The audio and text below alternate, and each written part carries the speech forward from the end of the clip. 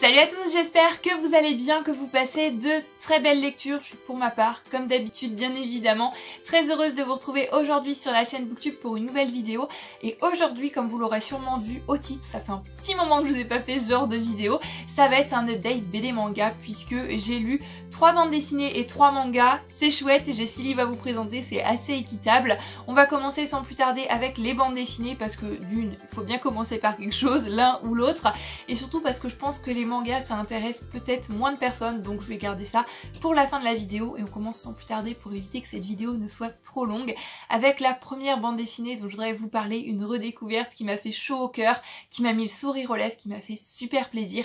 C'est le premier tome de la saga Mélusine, ça s'appelle Sortilège, c'est paru aux éditions Dupuis et c'est fait par François Gilson et Clark. Je vous laisse tout de suite comme d'habitude avec des illustrations et je vous retrouve tout de suite après pour vous en dire un petit peu plus.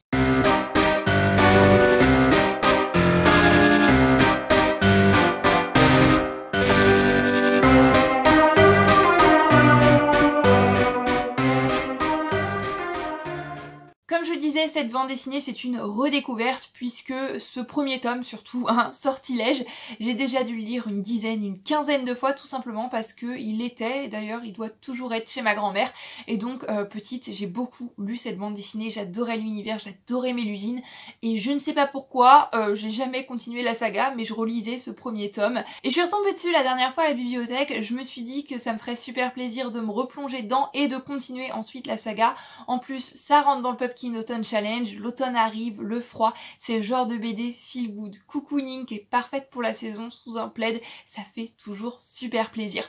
Pour vous résumer, Mélusine, c'est très simple, on suit le personnage de Mélusine qui est en 2e cycle de sorcellerie dans ce premier tome et qui pour avoir un gîte, un couvert, va accepter un poste dans un espèce de manoir tenu par un vampire et un fantôme et c'est toutes ces aventures que ce soit dans le manoir ou son apprentissage de sorcière sous forme de petites historettes, de petites scénettes et voilà, c'est drôle, c'est frais, c'est léger avec cette ambiance quand même sorcellerie, cette ambiance Halloween. On va rencontrer un monstre qui ressemble un petit peu à Frankenstein, on a comme je disais aussi un vampire, on a un fantôme, on a un loup-garou, on a Mélusine qui est une sorcière. Donc voilà, toute cette ambiance que j'aime beaucoup en cette saison avec des personnages super attachants, beaucoup d'humour.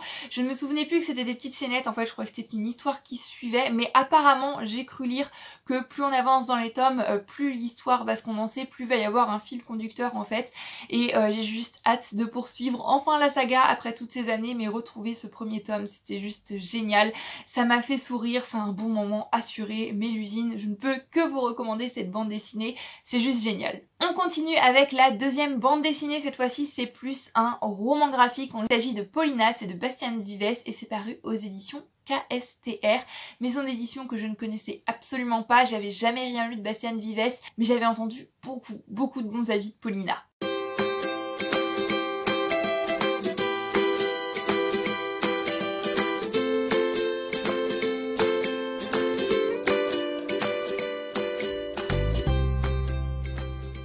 Roman graphique, on suit le personnage de Paulina de son enfance jusqu'à sa trentaine, je pense, c'est surtout tout son apprentissage de danseuse. Paulina vit, danse, respire danse, la danse c'est sa passion, la danse c'est tout pour elle. Et dès les premières pages, on va suivre son entrée dans l'académie Boginski et c'est là que son parcours de danseuse va commencer. Je vous en dis pas plus, c'est tout ce que je savais de cette bande dessinée en la commençant et j'ai vraiment passé un très bon moment, même si je dois avouer qu'au niveau des illustrations je suis pas vraiment fan de ce noir et blanc avec beaucoup d'ombre comme ça. Voilà, c'est pas le genre de dessin qui m'attire spécialement, mais je me suis dit quand même l'histoire a l'air vraiment sympa, j'en ai entendu plein de bons avis, je vais pas m'arrêter aux illustrations et j'ai vraiment bien fait parce que l'histoire elle m'a juste complètement transportée et finalement je pensais plus aux dessins avec lesquels j'accrochais plus tellement. L'histoire n'a rien d'original, n'apporte rien de nouveau dans une histoire de danseuse en soi, mais j'ai quand même trouvé que c'était très bien fait, très bien amené, très intéressant. J'ai passé un bon moment avec cette bande dessinée qui a d'ailleurs eu le droit à son adaptation. J'ai hâte de la voir. Si vous avez vu l'adaptation, n'hésitez pas à me dire ce que vous en avez pensé. Mais c'est une bande dessinée qui m'a touchée par moments, notamment au niveau des liens entre les personnages. C'était un très bon moment, une très belle découverte. Et on termine les bandes dessinées avec la dernière BD dont je voudrais vous parler. Cette fois-ci, c'est une BD jeunesse et c'est un véritable coup de cœur. J'ai adoré cette bande dessinée. C'est Chaussettes de Loïc Clément et Anne Montel, paru aux éditions Delcourt Jeunesse. Loïc Clément et Anne Montel, c'est un duo que j'avais déjà beaucoup aimé, que ce soit pour Les Jours Sucrés ou pour Le Temps des Mitaines. Mais là, j'ai encore plus aimé. Voilà, c'était vraiment un petit coup de cœur, un petit bijou. Encore une fois, je vous laisse avec les illustrations et je vous retrouve tout de suite après.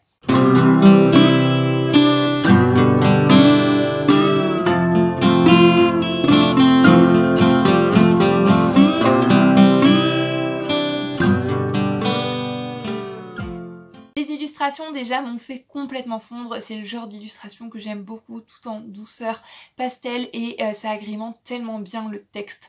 Un texte qui lui aussi va être plein de douceur, plein de tendresse, avec une touche d'humour mais aussi beaucoup d'émotion. J'avoue que la fin m'a un petit peu serré la gorge, c'est plein de poésie, c'est très bien amené. J'ai pas tellement envie de vous dire les sujets que ça aborde parce que ça risquerait de vous spoiler et ce serait un petit peu dommage. C'est une bande dessinée qui est vraiment très courte, elle fait 28 pages seulement, mais chaque page, que ce soit autant pour le texte que pour les illustrations, est sublime. À regarder dans tous les petits détails, c'est une bande dessinée qui fait réfléchir et qui fera réfléchir, je pense, autant les plus petits que les plus grands. Elle nous invite non seulement à profiter de l'instant présent, mais aussi et surtout à faire plus attention aux personnes qui nous entourent, des personnes qui ne montrent pas forcément toujours ce qu'elles ressentent. Et voilà, c'est le petit coup de cœur de cette vidéo, c'était juste waouh, tout simplement. Mais je ne peux que vous la recommander à 200% parce que c'est un vrai petit bijou et Loïc Clément, Anne Montel, un duo que je vais suivre de près. J'ai envie de lire toutes les bandes dessinées qu'ils ont pu faire ensemble parce que c'est toujours top, tout simplement. Voilà, c'en est tout pour les bandes dessinées. Je pense que cette vidéo va être très courte. C'est différent des romans, je trouve que j'ai moins de choses à vous dire sur chacun des livres que je vous présente, mais c'est pas pour autant que je passe de moins bons moments parce que comme je vous le disais avec Chaussettes, il y a aussi de très belles découvertes à faire dans ces genres-là. On passe tout de suite maintenant au manga et on va commencer avec un incontournable, je pense, de mes vidéos update BD manga puisque je vous parle de ce manga à chacune de mes vidéos. C'est un véritable coup de cœur et c'était un plaisir d'avancer dans cette série. Il s'agit bien évidemment de Une Sacrée Mamie. J'ai lu le tome 7, c'est toujours de Yoshiki Shimada et Saburo Ishikawa et c'est toujours paru aux éditions Delcourt.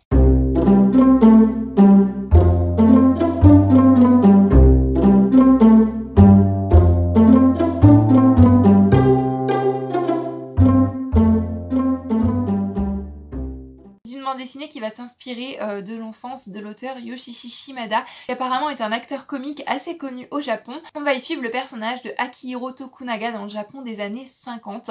Il vit à Hiroshima avec sa mère et son frère, mais sa mère n'a plus vraiment les moyens de subvenir aux besoins de tous les trois, et elle va donc faire le choix d'envoyer Akihiro à la campagne, à Saga, un tout petit village, chez sa grand-mère. Sa grand-mère qui n'est pas forcément plus riche, qui au contraire serait même plus pauvre, mais on est à la campagne et sa grand-mère va apporter à Akihiro une autre manière de vivre, une autre manière de voir la vie aussi, une autre philosophie, et c'est toute la vie de ce jeune enfant que l'on va suivre à travers cette saga, que ce soit la vie à la maison avec sa grand-mère, les histoires avec ses copains, l'école, etc., toute son enfance en fait. Et ce manga, je vous l'ai déjà dit, c'est un vrai petit bijou pour moi, c'est l'un de mes plus gros coups de cœur manga après Yotsubae. D'ailleurs, c'est quand j'avais terminé Yotsubae, j'avais vu sur Livre Addict ou je ne sais plus où, si vous avez aimé Yotsubae, vous risquez d'aimer Une Sacrée Mamie, et bingo jackpot puisque ça a complètement été le cas. Je suis amoureuse de cette bande dessinée qui nous ramène vraiment à l'essentiel et qui fait nous estimer vraiment chanceux et heureux de ce qu'on a. C'est une très belle philosophie, c'est apporté avec beaucoup d'émotion, beaucoup d'humour aussi, parce que chaque tome arrive toujours à un moment à me faire sourire ou rire, mais m'apporte aussi toujours cette émotion. C'est vraiment bien balancé, les dessins, l'histoire, les personnages, cette bande dessinée, je l'aime d'amour tout simplement. Et bien évidemment, ce tome 7 n'a pas dérogé à la règle, c'était un plaisir de retrouver tout ça. Et dans ce tome 7, on va notamment en apprendre un petit peu plus sur le père de Akihiro, puisque c'est vrai que du tome 1 au tome 6, on ne sait pas vraiment exactement comment il a perdu son père, pourquoi son père n'est pas là, et là on va le découvrir. Et c'était très bien amené, c'était très bien dit, et j'ai eu les larmes aux yeux, j'ai eu la gorge serrée. Je vais pas en dire plus parce que je vous parle déjà de ce manga à chaque update BD manga, mais Une Sacrée Mamie, je vous recommande ce manga les yeux fermés, un bijou.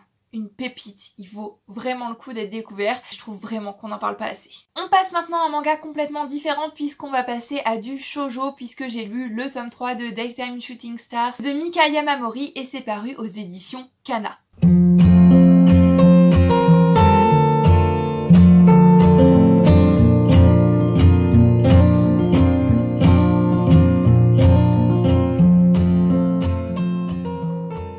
Dans ce shoujo, on suit le personnage de Suzume qui dans le premier tome a 15 ans et va devoir aller vivre chez son oncle à Tokyo. Donc là c'est une nouvelle vie, nouvel établissement scolaire, elle va se faire de nouveaux amis, de nouvelles rencontres. Son oncle qui tient un bar-restaurant, un ami qui vient assez régulièrement chez eux, c'est Shishio pour qui Suzume va tout de suite avoir un petit faible. Et elle va se rendre compte que ce fameux Shishio n'est autre que l'un de ses professeurs. Et ça va être son histoire non seulement avec ses amis au lycée mais va aussi bien évidemment y avoir des carrés, triangles amoureux, etc.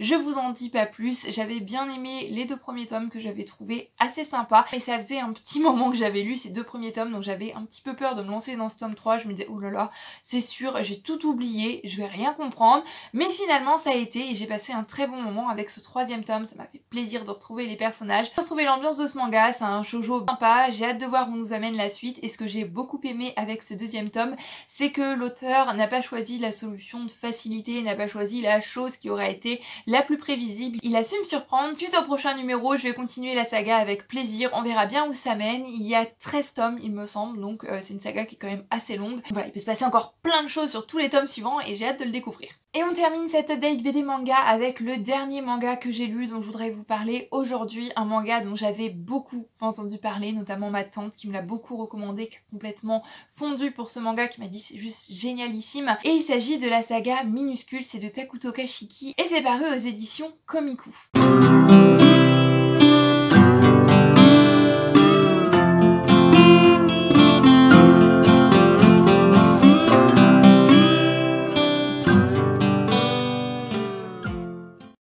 Ce premier tome d'une série un petit peu particulière, je vais tout simplement vous lire Scandi Livre Addict pour le premier tome parce que je pense que ça va être plus simple comme ça. Je saurais pas trop comment expliquer ça par mes propres mots en fait, je pense. Akume et Mikoshi mesurent 9 cm et vivent dans la forêt. Elles habitent dans un tronc d'arbre, se déplacent à dos de scarabée et construisent des tentes avec des feuilles de mandarinier. C'est fou ce qu'on peut réaliser quand on n'est pas plus haut que 3 pommes. Venez partager leurs aventures à la fois simples, paisibles et attendrissantes. Ces minuscules personnages et leurs amis à fourrure vont enchanter votre quotidien. C'est tout ce que je savais de cette bande dessinée, j'en savais pas plus, c'est vrai que les dessins sont juste adorables. Et honnêtement, je n'avais lu et entendu que de très bons avis sur ce manga, et malheureusement je crois que je suis complètement passée à côté et je continuerai pas la saga. Ça se lit super bien, c'est fluide, c'est une super idée, mais je sais pas, je me suis pas attachée aux personnages plus que ça, et j'ai l'impression que j'en savais pas assez sur leur environnement, sur le monde dans lequel ils vivent pour vraiment comprendre pleinement toutes les histoires. J'avais l'impression, je sais pas trop comment l'expliquer, qu'il y avait une espèce de distance entre les histoires et moi. J'arrivais pas à me mettre pleinement dedans, il me manquait quelque chose et c'est dommage parce que j'avais vraiment envie d'aimer en tous les cas ce premier tome, cet univers, parce que c'est le genre d'histoire que je pourrais complètement aimer et je ne sais absolument pas pourquoi je suis passée à côté, mais c'est comme ça arrive, il n'empêche que dans l'ensemble j'ai passé un bon moment, ne serait-ce que pour les illustrations, pour le visuel qui sont juste top. Mais je suis passée à côté, c'est des choses qui arrivent, c'est comme ça, c'est pas grave. Voilà, c'en est tout pour cette vidéo update BD manga, j'espère qu'elle vous aura plu. Comme d'habitude, bien évidemment, si vous avez lu l'une des bandes dessinées ou l'un des mangas dont je vous ai parlé aujourd'hui, n'hésitez pas à partager votre avis en commentaire, c'est toujours un plaisir d'aller discuter avec vous par ici. Pour ma part, comme d'habitude, je vous fais à tous plein de bisous, je vous souhaite bien évidemment de très belles lectures et je vous dis à bientôt sur la chaîne Booktube pour une nouvelle vidéo. Prenez grand soin de vous, bye bye.